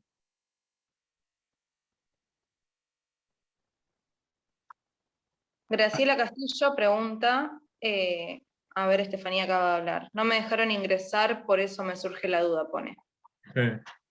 Entonces va mi contestación formal para Estefanía. Bueno. Hay un artículo en los primeros 50, hay un artículo que se llama gestor procesal, que está en el Código Civil y Comercial de la Nación y de la provincia. Buscate un código comentado y fijá si encuadra en tu caso, porque en ese caso podés hacer la presentación en el Tribunal de Familia y explicar y tratar de acreditar de alguna manera que no te dejaron entrar. A ver, no creo que te den un certificado que diciéndote que no sea el horario, pero podés hacerte la distraída y cuando vas, o lo grabás, o explicarle que necesitas poner una constancia para el Tribunal de Familia para no perder la instancia, o sacarle una foto del horario, sacarle una foto del horario judicial, qué sé yo. Presentate como gestora, lo armás, primero mirá el código comentado lo que te digo, lo armás, lo firmás y acompañale como prueba la foto de que el horario que fuiste no atendían. Y después eso te da un changüí, creo que, no sé, un tiempo para que vos puedas entrar en el horario que está abierta la unidad. Yo haría eso.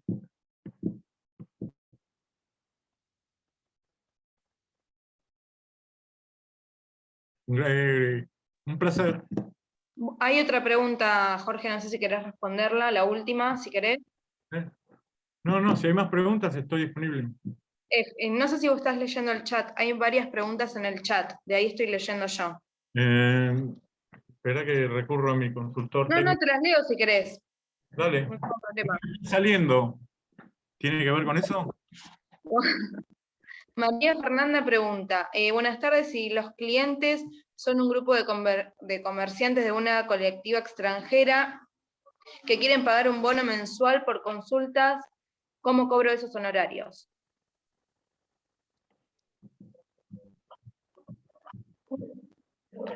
Yo si tuviera...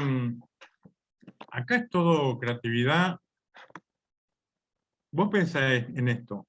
¿Cómo se llama? La chica, ¿cómo se llama? María Fernanda. María Fernanda, vos pensás en esto. El cliente ya tomó la decisión, ya te eligió como su abogado, ¿sí? Y te quiere dar trabajo. Lo que necesita es que le digas dónde tiene que firmar y le digas cuánto es, nada más. Pero el laburo más complicado ya lo tenés. Entonces, armalo, poné una suma por mes, lo mismo. A ver, esto es... Yo no sé cómo está hoy el día el tema del dólar. Si podés cobrar en dólares, cobrar en dólares, de acuerdo a la normativa reglamentaria, social, legal, vigente, que es lo que se hace, y si no, poner en una moneda pesos o en algún otro parámetro que ellos puedan controlar, sepan, tengan la proyección, con índice mayorista, consumidor, o la construcción o lo que fuera, o el del colegio de abogados, eso, hacéselo saber, ¿viste? Para que ellos, me sale la palabra, estén contentos, pero yo creo que si te eligieron con ese contexto están contentos. Dale, sondealo con ellos y decirles, mira, tengo posibilidad de cobrarte en dólares, tengo la posibilidad de cobrarte en, ¿cómo era? Token, o tengo posibilidad de cobrarte con índice actual, cuál ustedes, de acuerdo a su situación, cuál... Porque hacer pie con un abono hoy en día no es fácil. Estás logrando algo muy bueno y después vienen los laborales, después viene el asesoramiento para las cosas que vengan, o sea que estás haciendo pie adentro. Después podés succionar casos para instrumentarlos a través de tu estudio. Con lo cual, nada.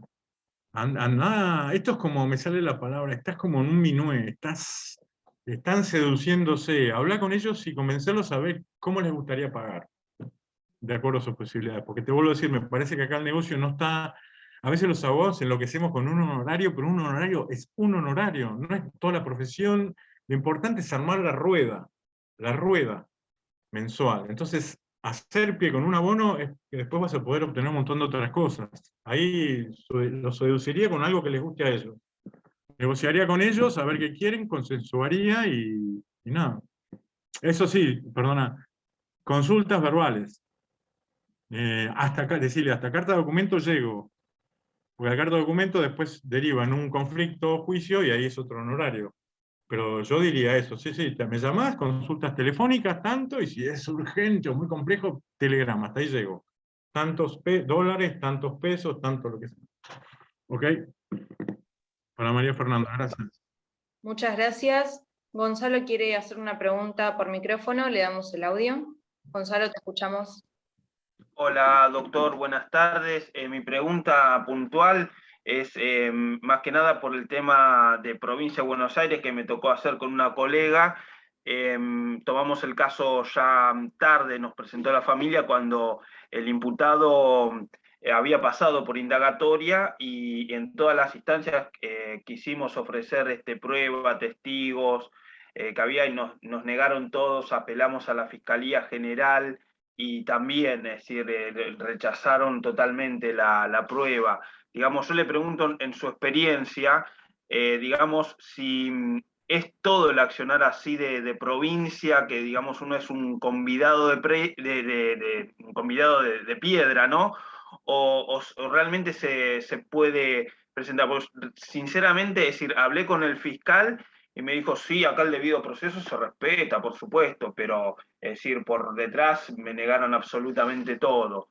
Es decir, digamos, ¿cómo procedería usted para saber más que nada si se vienen los pasos o es así, lisa y llanamente? Gonzalo, la profesión es así en general. Esto te va a pasar, no pasa frecuentemente, pero pasa. Por ahí lo importante no es que pase, acá ya te hablo como coach, ¿no? Yo soy coach holístico también. Lo importante no es que pase, sino es cómo vos, de qué manera lo tomás y qué respuesta le das. Porque esto te vuelvo a decir, te puede pasar acá, te puede pasar en Chacarita, en La Rioja, en Catamarca, Misiones, es indiferente. La profesión es así. Yo no me acuerdo bien qué me dijiste, pero sí me vino algo, entraría a plantear nulidades y las dejaría ya planteadas. Un carácter de, a ver, en general casi todas las nulidades son nulidades absolutas, porque vulneran la defensa en juicio, el debido proceso, el derecho a ofrecer prueba en un momento oportuno. Yo las dejaría todas instaladas, le explicaría a la familia, tendría una comunicación, me sentaría a explicarle, decir, mire muchachos, acá nos estamos encontrando con personas que están obrando así, y en esta instancia, más que hasta acá no llegamos.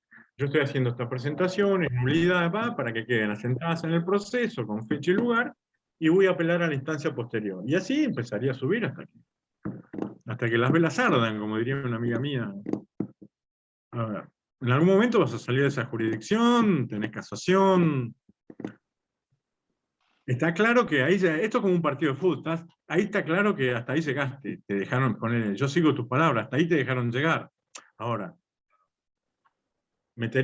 pondría todo lo que tuviera para poner a nivel de nulidades, por vulneración a derechos esenciales del proceso y del justiciable, tratados de la Comisión Interamericana, todo el pipipi, que a los amigos de los juzgados eso no les gusta, y empezaría a apelar. Cámara, casación. Claro, según la magnitud del caso sería Cámara, Casación, Corte Suprema, por decir, de Provincia de Buenos Aires. Sí, porque la provincia de Buenos Aires es así, ojo, la nación también, pero la provincia, hay jurisdicciones que son muy intensas.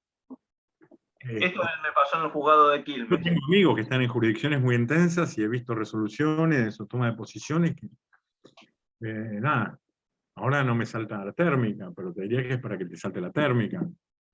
Cuando vas a resolver cosas, vas a los talleres, vas a las jornadas, ves que todo el mundo ventila la Tratado de Derechos Humanos y después cuando llega la hora de resolver se aplican soluciones que no están en los códigos y decís, flaco.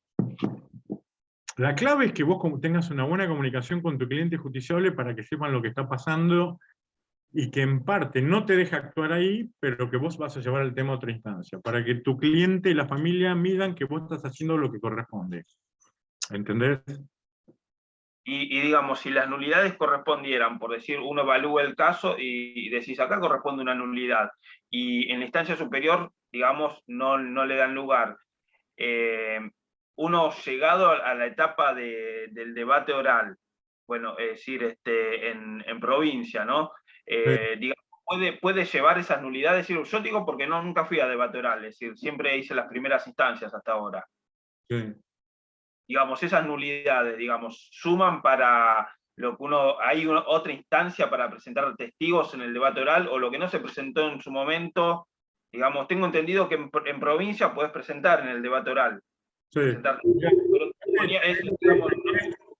Porque están todos los demás esperándonos. Te contesto sintético y te paso mi mail para que me amplíes la pregunta si querés y te paso otros tips. La explicación es esta. Lo principal es que te posiciones fuerte con tu cliente y le expliques lo que está pasando y lo que estás haciendo, que es todo lo que está a tu alcance, que vas a llevar esto a otro tribunal. Como recién estás arrancando, por lo que entiendo, vos pensás que esto es como el tren de camino al cielo. Te vas a ir encontrando con esas estaciones inesperadas, con otras partes inesperadas, y alguno buen gaucho en el camino te vas a encontrar, que te reconozca los derechos que estás planteando. Claro. Hay que apelar, seguí. Acá ya hiciste todo lo posible. No hay otras opciones. Perfecto, hay que continuarla hasta que, digamos... ¿A vos esta respuesta te la está dando el Ministerio Público o el juzgado? No, la respuesta, es decir, el caso ya está, ya lo dejamos, pero es decir, la respuesta me la está dando el fiscal de provincia, esto es provincia, Quilmes, y apelamos a la fiscalía y también... Esa es otra opción que tenés. Yo te vuelvo a decir esto, hay algo que no lo hablamos antes porque no es el objeto de este encuentro, pero ser fiscal, ser juez o ser secretario no significa que tenés la verdad absoluta. Acá todo es opinable, es derecho. Mientras vos tengas fundamentos y justificaciones en base a la jurisprudencia, a los tratados de derechos humanos, en base a la doctrina, tu palabra vale. Que la otra parte no lo quiera ver así es un problema de otra parte, está bien. Cada parte lo ve en su perspectiva. Pero esto no significa que vos estás fallando. Claro, claro. Yo lo entendí en su momento como, digamos, una de dos. O fallé o va a ser siempre así. Esto es lo que usted me dice, me da una tercera vía, que es escalar para arriba, más difícil, pero hay una solución. No, a ver, estás buscando soluciones para tu cliente. Hacéselo saber desde el primer minuto. Mirá, están poniendo palos en la rueda por esto, lo otro, voy a buscar este enfoque. No, esto pasa. Ahora, también en provincia ha habido mucho problema con el tema de las causas chiquitas de poco monto, accidente de tránsito de 150 pesos, que no le daban andamiaje, iban a archivo directo, y después, cuando se la pedías, para que salieran a letra, no salían a letra. Bueno, la palabra en el fuero no es salir a letra, ¿no? Pero les dieran andamiaje, les dieran curso, era todo un problema. Porque claro, hay algo que planteaba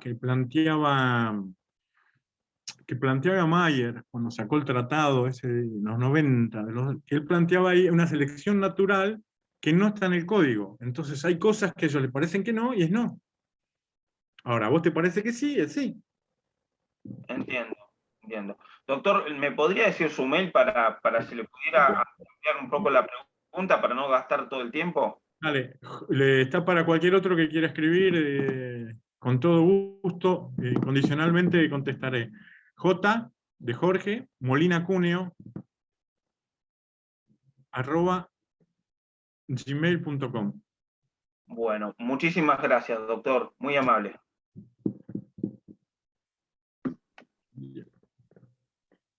Bueno, muchísimas gracias, Jorge, por la clase de hoy. En el chat, todos agradecidos. Hay alguien acá que estoy leyendo, Gisela. ¿Puedo responder eso y cierro ahí? Sí, obvio. Durante 21 años trabajé en el Ministerio Público de la Nación. Espera si se me va por arriba y no puedo. Eso es lo que suele pasar en el chat. A ver, ahí la busco yo y la leo, si querés. Siempre que